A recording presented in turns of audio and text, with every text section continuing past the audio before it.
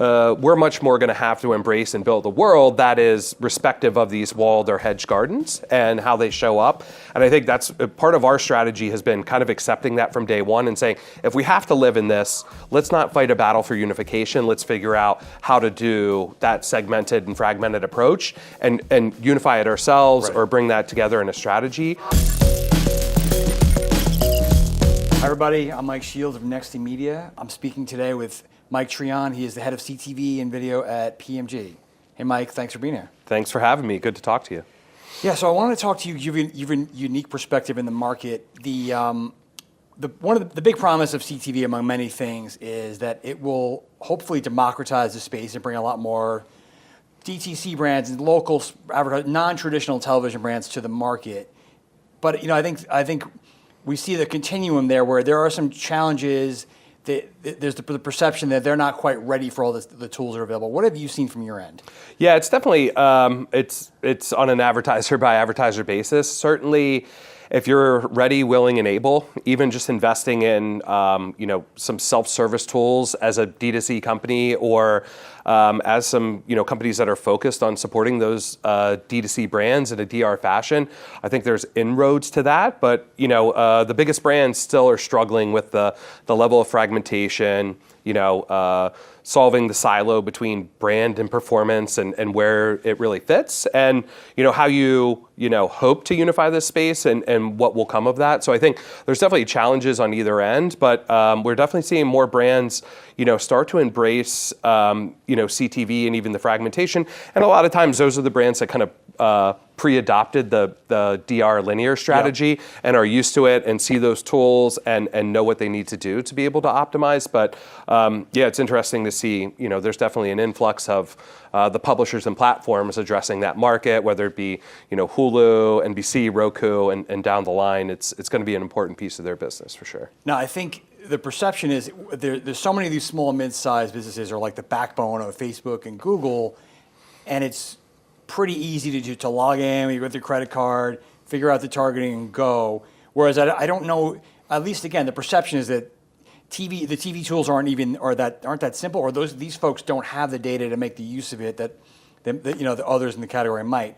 Is that unfair? Is that true? What are you seeing in terms of that progressing? Yeah. I mean, I think it's there's a way to do it well, and I'm sure some advertisers are going to be able to do that, to either have the data or have the capability to measure that and make sure that their dollars are going far enough. But yeah, I think some of the capabilities are not there for them, but honestly, I think just as much on the platforms. I think one of the problems that you look at what Facebook had to solve in that is like creative approval, and that's going to be a big deal when you have somebody walking in to essentially being on a linear broadcast channel of some sort, even on it's like streaming. Throwaway ad somewhere on social media. Right. It's it is in the living room. Yeah, exactly. And just quality and bit rate. I think there's going to be a lot of challenges there, and maybe folks that you look at smaller businesses. That's a big investment even for brands as video production and creative and specs. And I think in general, everybody's going to be more comfortable with different ads on streaming, right? More vertical video or social video and that blending. And I think that'll help because that's what a lot of these brands have access to. But right now, it's a big challenge, whether it's data or creative or the assets or even, the wherewithal on those hands-on keyboard systems to know, how to approach it. It's a challenge for sure. Now, one thing that's interesting, for a long time, the big traditional media players have complained about the walled gardens and the way they kind of keep everything closed. Yet, as CTV evolves, many of them are sort of borrowing some aspects of those companies' operations, where they want to have their own data spine, their own tools, platforms. Is that a challenge? Is that inhibiting growth, especially for the smaller advertiser? Yeah, I mean, I think it inhibits growth if you're approaching things like we did for display, mobile, and video. And we think that we're going to have a much more programmatic approach to this, and that technology is going to help us. I think if you look at fragmentation of the consumer landscape, fragmentation of the data landscape, and privacy, that we're much more going to have to embrace and build a world that is respective of these walled or hedged gardens and how they show up. And I think that's part of our strategy has been kind of accepting that from day one and saying, if we have to live in this, let's not fight a battle for unification. Let's figure out how to do that segmented and fragmented approach and unify it ourselves or bring that together in a strategy. But I think, that's going to be a push and pull of what happens. And just given how fast the space changes, not just for us, but from a consumer standpoint, if you look at, Prime entering the space that's a big change for consumers, tons more inventory. and a big change for where marketers need to invest dollars, and certainly that's not just becoming immediately available programmatically everywhere. So you definitely have to keep a lot of irons hot and ready for those kind of changes. What about how far away from me? So many brands that have been born on social media in particular, they love the flexibility and speed, and they can optimize and change creative. Is TV there? Is it far from being the medium where it's super malleable and it can operate at this kind of metabolism?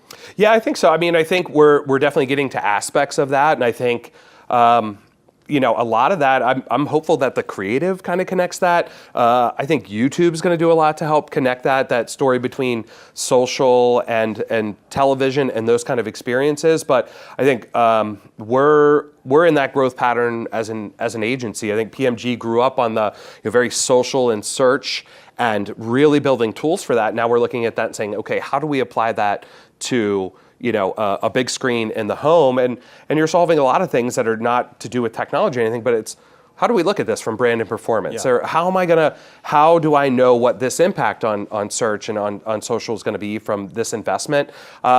But we're trying to borrow where we can, the creative aspect or dynamic creative or messaging or what we learned or how we're unifying tools and being able to extend there. But, it's going to be, I think, just as much of a platform and walled garden game as what you're looking at in search and social and continuing to kind of invest that way. And it might change a lot more as we mature, but it's definitely a good basis for how we're going to grow. What might the market need to maybe either centralize this or simplify these operations or bring all this data together? Is there one giant platform, one giant clean room? Yeah, I mean, I think that'll start to happen. I don't think it'll be one, but I think if you look at how they build sidewalks in a college, right? They're going to follow the path that people walk on and wear a path in the grass. Yeah. And I think our mindset is kind of looking for those and then saying, how do we pave that and make that easier to replicate?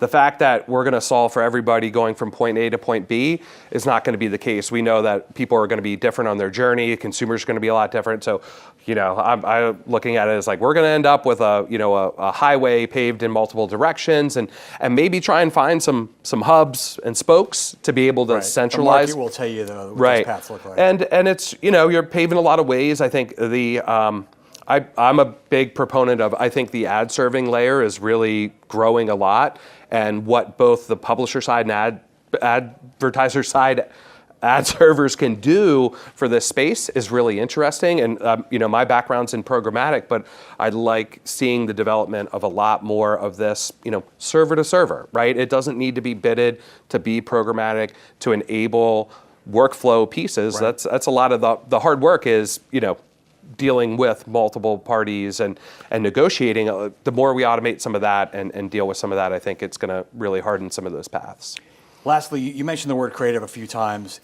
There's for this non-television advertiser, that's been a barrier besides all the accessibility. Do you see that changing? Is there an opportunity for some ad tech company to come along or some AI-driven programmatic company to start Insta ads, for those kind of television advertisers? Yeah, definitely. I think the one direction is, spurring off social, and just I think a lot of how, the TikTok is consumed, that messaging is going to be really important for a lot of generations and how they see on a big screen. They're used to learning that way, to searching that way, into shopping and being spoken that way. But I think, Gen AI and the other piece of that, to be able to pull together, messaging that is going to change, a lot over time of how we as consumers think about what we're comfortable with. And, I think still we know that consumers are even a little bit more comfortable with ads in linear format rather than interrupting a piece of long form in AVOD, right? And that's going to change over time as we get used to that experience, as we develop better experiences in these apps, whether it's pause ads or having somebody sponsor some sort of content that doesn't need to be video. It needs to be a splash screen, and ways that we start looking at both the consumer apps and the television and the OS as portals and devices and the different ad formats that are going to come on. That will really help addressability, and somebody even from a local level or a small business side being able to say, hey, I can be on the biggest screen in somebody's house when they turn it on. It's an investment. It doesn't have to be studio produced video to be able to do that always. So there's going to be a couple paths, I think. So. All right, Mike, great stuff. Thanks for a terrific conversation. Awesome. Yeah, thanks for having me.